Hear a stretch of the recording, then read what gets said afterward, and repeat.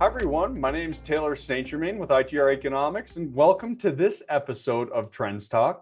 Another special episode of TrendsTalk. We're joined by Ryan Tansom on this episode.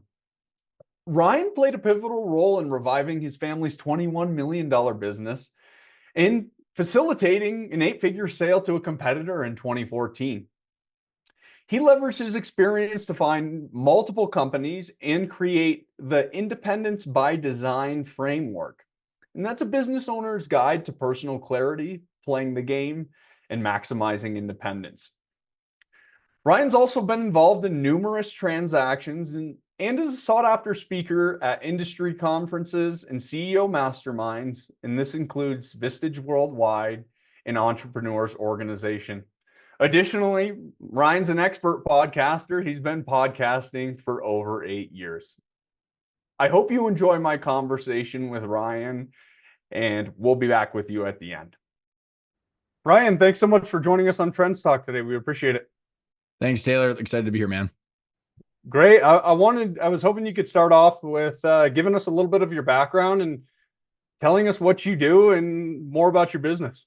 My business is in Independence by Design, and it's an owner education and coaching program. And it started off in the origin story, which I will be succinct with, Taylor. But it started with the family business. So my dad had a family business that he grew from 0 to 20 million. I worked in another business my whole life, joined in the business, and we had a bunch of challenges then. 2009, turned the whole business around, and then 2014, we sold the company. 8-figure sale, paid 53% in taxes, had to gut the company to sell it. Devastating on a lot of different fronts. And I spent 10 years trying to figure out, honestly, what would we have done differently? And I've had 3 different companies, Taylor, since then, service businesses, and I've had a podcast that I've been doing for 8 years. I'm just relaunching the new brand, and it really just helped me understand that ownership thinking of like, what's the cash flow equity valuation that we need, and what's the trade-off between reinvesting and distributions, so we can have the independence of time and money that owner operators want. So like, kind of like big picture, 8 glass at the family business, tried a bunch of stuff to figure out what I learned, and then created a program to help others. Can you tell me a little bit more about how you came across ITR Economics, how you've engaged with us in the past? What's your relationship with ITR? Well, it's funny because it goes back actually towards the family business. I was in Vistage.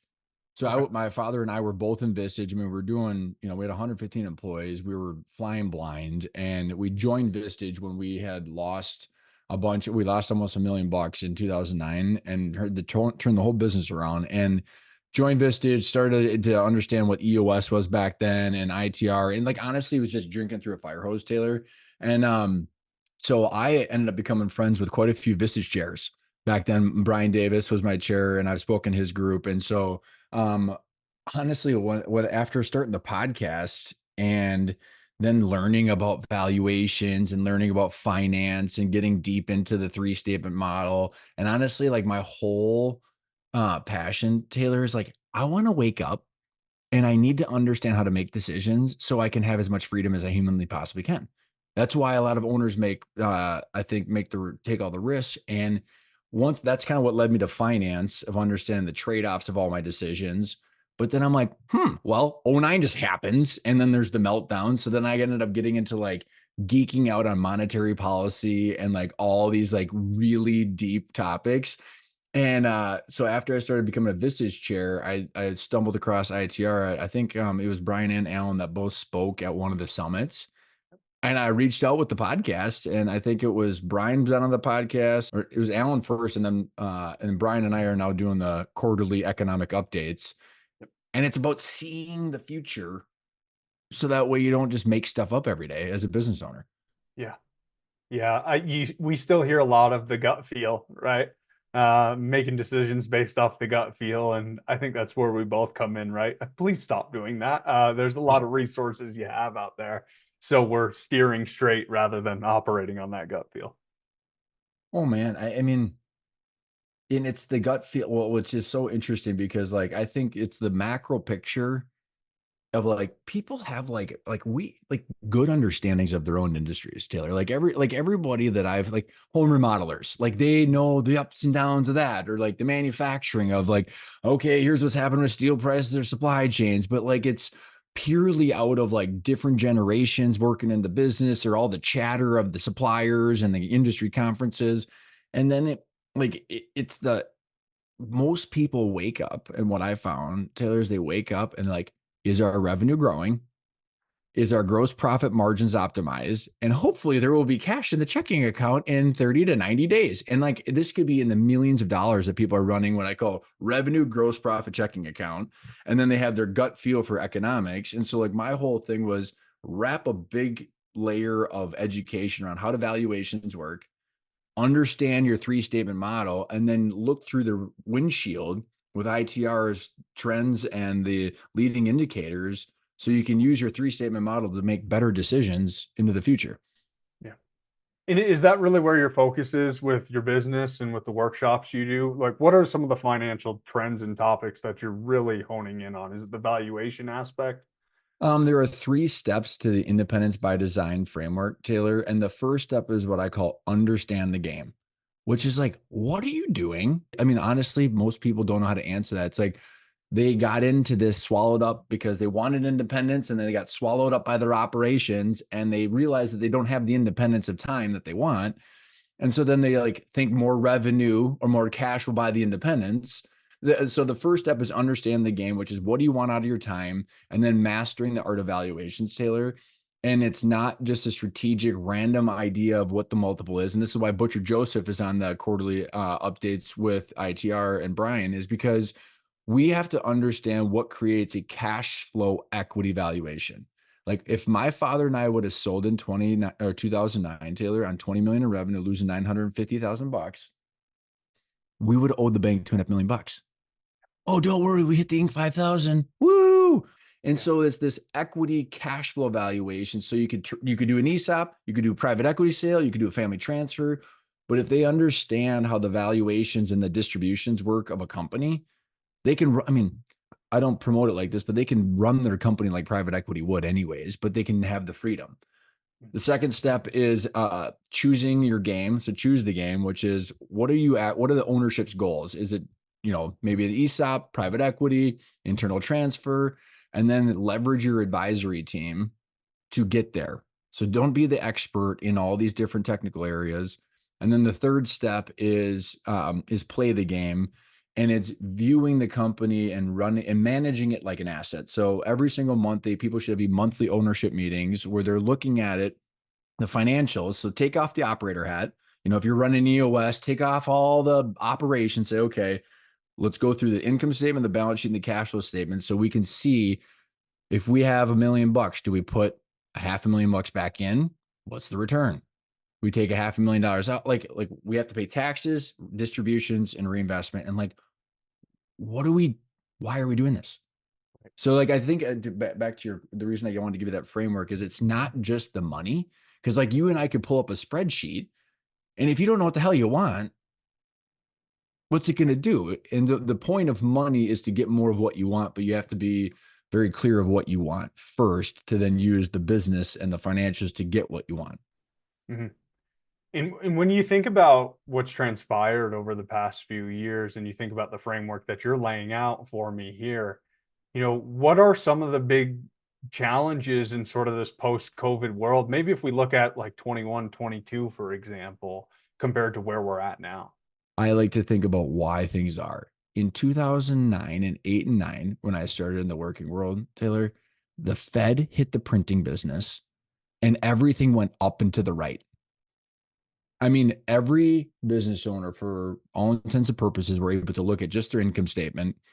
And after all things were said and done, a bunch of cash fell into their checking account if they had a decent sized business or a decent handle on it. Insert 2020, and it's like, oh, this cash flow statement where there's payroll, supply chain issues, interest rate issues. I mean, it's like all I can think about is like this analogy of someone's just been laying on this beautiful, like, beach, and like, or like it was all peaceful for like 12 years. Yeah. And then all of a sudden they're on the deck of the Titanic. And it's like, or one of those like wobbling boards where you got to keep your balance. And the only way to keep the balance is through data, a plan, and good decision making. So you can see into the future where people are going, okay, well, if I'm going to be buying the equipment, and this is why Brian and I are talking about all this time, because if like you're going to be buying a competitor or buying your building or investing in equipment or hiring a $200,000 CEO, how do you tie all of that to the equity valuation and cash flow and not just guess? Because then you can make the decisions and say, hey, it's not obvious right now, and this is still risky, but like I'm making a very calculated bet. Mm.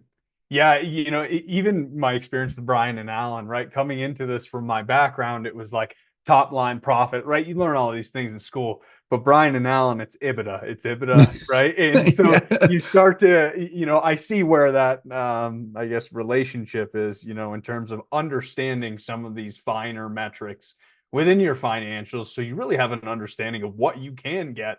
And I think that comes back to the model that you're sharing, right? Well, and 100%, dude. And like, how ridiculous is it? Is like a valuation is based on two numbers, normalized EBITDA and a multiple, Yeah. two. Yeah. And no one's focusing on those Sure. unless they're professionally invested in back or like they've got some sophistication. I say no, like I shouldn't use a superlative of nobody, but like Yeah. 90% out of all the people in my workshops, and these are bigger companies, it's like revenue, net income. It's like neither of those are in the valuation multiple or valuation equation. So normalized EBITDA is a proxy for cash flow. And the Mhm. multiple is a proxy for how many years of cash flow is someone willing to give you based on that risk. Yeah. You should probably focus on those two things. And then equity valuation is you layer in your debt. Yeah, maybe we should play the game, right? And so I have to ask you, as we're especially use the word valuation. I know you are aware of our 2030 expectation, and we've talked about this on TrendsTalk multiple times, right? So as you think about, maybe we'll be oversimplistic, 5 years of growth, characterizing the second half of this decade, which Mm-hmm. leads us into this next great downturns, maybe not a way to Yep. put it, but the next downturn. What are some of the ways you interpret that situation or some of the advice you might be giving? Does it change at all knowing that 2030 is coming? What are your thoughts? I thought that your guys' webinar series about how it's age specific is the first place I would go for everybody because I'm turning 38. Like my goals are a lot different. I'm hosting a workshop tomorrow and there's gonna be 40 owners in there. Their average age is probably 60. My goals are a lot different than the people in that room. Mm. So like I think that age, I mean, like let's break it down. What's your cash flow needs and what's your net worth needs? And without understanding the valuations, how do you make any decisions anyways? So like I think having those decisions and those frameworks and the timelines, and if someone needs to wake up and have 20 grand a month net no matter what, make sure you're fine. Right. And like, in order to understand whether you're fine, get the cash flow valuation, your company, and the equity value to say, okay, well, guess what? No matter what happens, I'm fine. But like to have that foundation, Taylor, allows someone to know how much should you care, right? And how much does it matter? And then I would layer on, then like, I don't know, we're probably going to have some sort of currency issue. I mean, we love the printing business.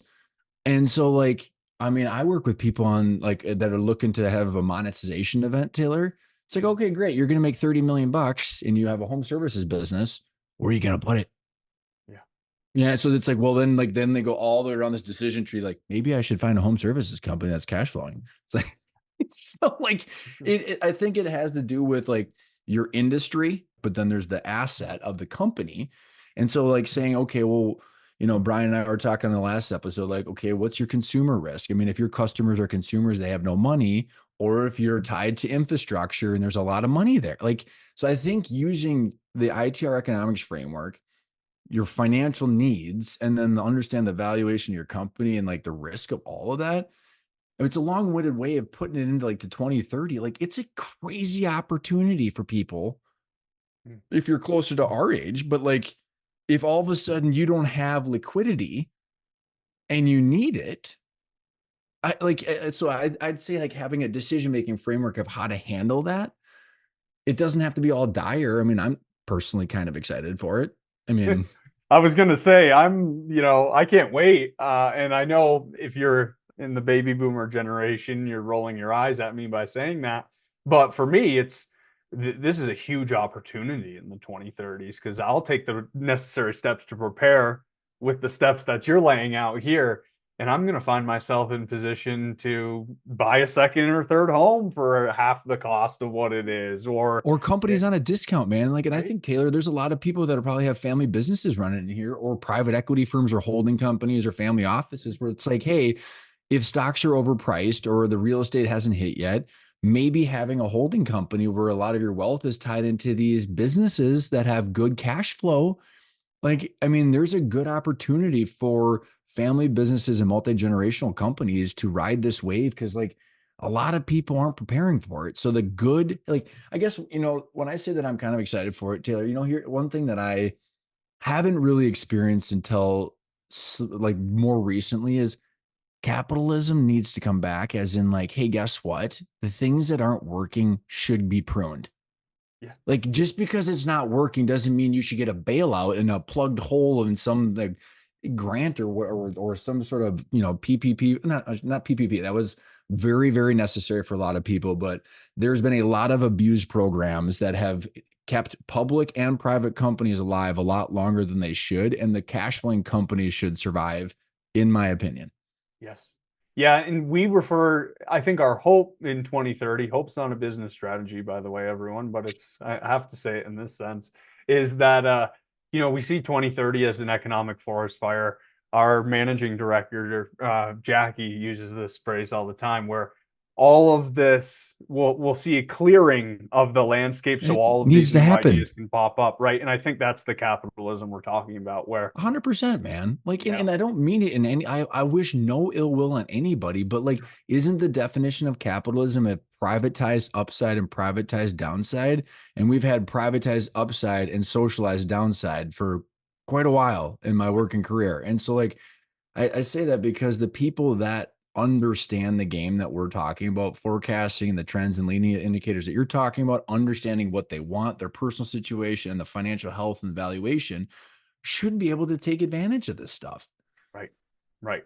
That's it. And we always, our phrase is always prepared recession is a whole lot different than an unprepared recession, right? And I think that's the key point here. Recessions create millionaires and billionaires. It's just How many all people about, say I wish it was gone back to 2009 and bought a bunch of real estate? I mean, like everybody. yeah, exactly. I have to connect with there's a meme online that always says, I wish I wasn't in high school when 2009 was Uh, happening. And I feel like that was me. I'm like, boy, well, I wish I had all this cash in '09 and I wasn't 18. But what I think is fascinating about that about no, I think you're spot on, Taylor. And what I find interesting about other entrepreneurs my age, it's like you have to pay attention and work really hard at this stuff so that way you can be ready. And I think a lot of people see how obvious the real estate situation was in hindsight. It's the whole hindsight bias. And like, so I'm sitting here going, it's not hindsight. Like, yeah, cause like it's so obvious to me every day, and I look at how little people are paying attention. I'm going, there are going to be the people going, I should have bought this company or this piece of real estate in 5 years, anyways. yep, that's exactly right. Yeah, and maybe if I can bring us back to the near term, what are you hearing from a lot of your clients, customers, the people you engage with as it relates to their plans for this year and next? Any major themes that you're hearing? So I'd say, Taylor, that what people are, the chatter that is happening, and again, where do I get my chatter? It's my podcast. I have these group workshops, so I'm not making this stuff up. I'm a synthesizer of other people's observations and experience. The workshop with 40 people, or the Vistage workshops and the keynotes, and like it's. By the way, this is where I get my huge amount of energy. Is like it's the anecdotal, real world stuff. It's not the kind of muted different data that a lot of people see in the, as Brian says, don't pay attention to the normal media, look at ITR stuff or the anecdotes. Is like, people that are tied, and Brian and I covered this on the last economic update with each other, is that people that are tied to stimulus money are doing great. Infrastructure, chips, some tech, great. But like, dude, I'll tell you what, it's rough in certain parts of this economy because I mean the free money's gone, is what a lot of people have seen. So like, I've had clients where the home services, we look at the trailing 12 months of EBITDA, and you can literally, Taylor, see the golf ball of free money in their trends. Yeah. So I'd say like that has just generally kind of set in of like, hey, we're kind of back to some whatever normal or the new normal with inflation and all these challenges. And, these challenges are more normal. I'd say like luxury, like, I mean, people I know in the power sports dealership space, woo, rough. I mean, like people aren't buying $25,000 side by sides, but like, people in the manufacturing as the things are coming onshore. I think it's really fascinating with what Brian and I do. It's like you guys have the bigger trends, and I'm just seeing it in the anecdotes and the individual clients of what you all are saying, and it just validates that I think that you guys, I mean, you guys are spot on, man. Yeah. Yeah. And we've talked about that on the podcast in the past, which is you have an industrial downturn, right? Where you see some negative growth rates. But if you look at GDP, it's positive and things, generally speaking, are well. So that's why we're having to really get as granular as we Mm-hmm. can. Mm-hmm. Even looking at our manufacturing dashboard, about half the data sets will contract this year and half will grow just at a slower pace. So there's so much nuance to mild downturns compared to these more severe downturns. And I think that's what's challenging for everyone. Ryan, where can our listeners find you, learn more about your business and what you do? So LinkedIn is a good place for me, Ryan Tansom. I've got a personal YouTube channel, which is Ryan Tansom. I've got the new podcast that'll be out on that YouTube channel as well. My new podcast will be launching probably the next couple months, and then my website, which is ryantansom.com, where we've got a lot of our educational material and the group coaching programs and stuff like that. Great. Well, I know we all at ITR really appreciate the relationship we have with you, and I appreciate you coming on. So thanks for being here. Taylor's been a blast, man. Again, I hope you really enjoyed this conversation with Ryan. We appreciate Ryan coming on the podcast. Ryan has our CEO and several ITR members as guests on his podcast as well. So please be sure to check that out. As a reminder, please like and subscribe to TrendsTalk wherever you listen to your podcast. And I'm looking forward to seeing you on the next one.